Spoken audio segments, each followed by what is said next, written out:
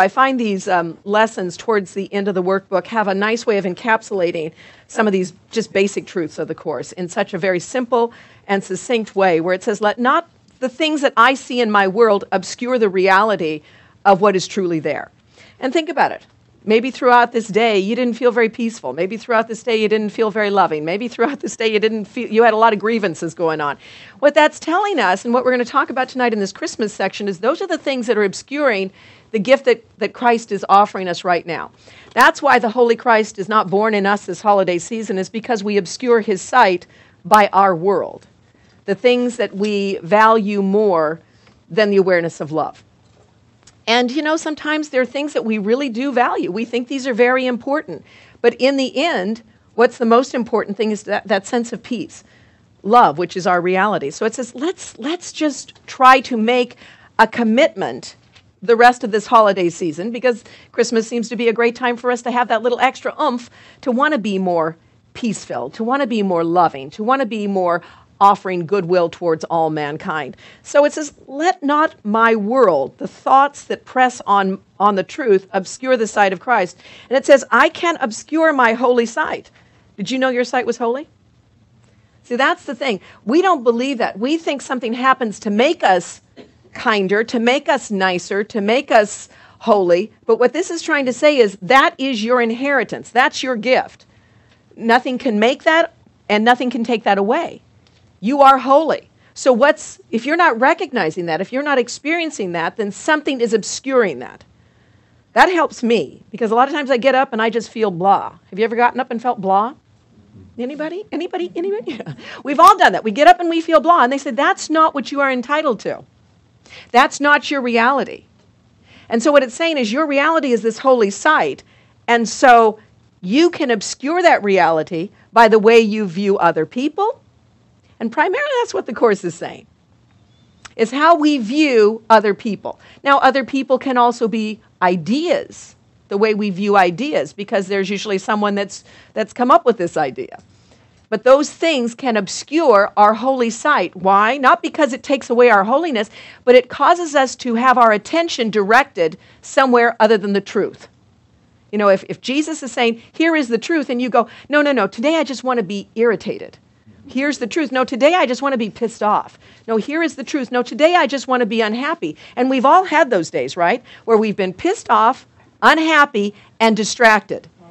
All at once. We get them all at once because they're the Holy Trinity. Or the unholy Trinity. Let's call them the unholy Trinity. But they're these things that just come at us. And then what do we find out happens the next day? Usually it gets better, doesn't it? Usually the next day we kind of go, it wasn't a very good day. Maybe I can make a better choice. If we're getting a little quicker at it, maybe we're not staying in there quite as long as a whole day. Maybe we're beginning to say, I really don't like the way I am. I want a better choice. I need some help. And so we ask for that help. Maybe we ask for that help from a partner. Maybe we ask for that help from a husband or a wife or a mother or a daughter or a son or, maybe we reach out to other people and say, help me. Help me to not stay in this. I've said that to my husband many a time. Help me to not be so angry about this. Help me to remember the truth. I remember because when I married my lovely husband, I got an ex-wife in the pack, in the mix, a soup. I got a soup of an ex-wife. And I had read somewhere that it said that you will never have peace on earth until you have peace with your ex-wife. I actually read that somewhere. I thought, I didn't know if they were writing that to me, but it appeared that way. I think you might have, under a different pseudonym.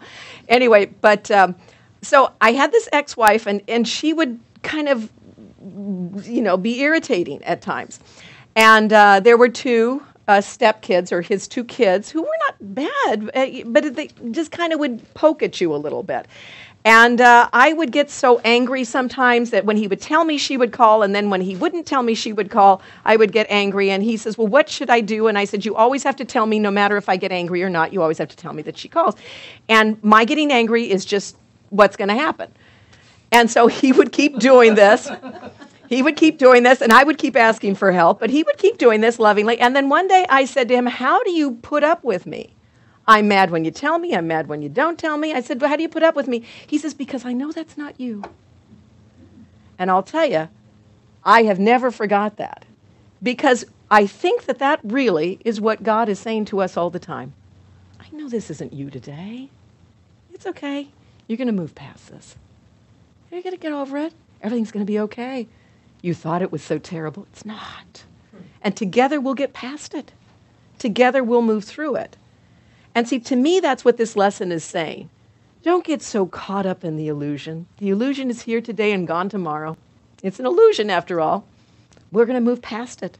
And we're going to get there together by sharing the holy sight of Christ.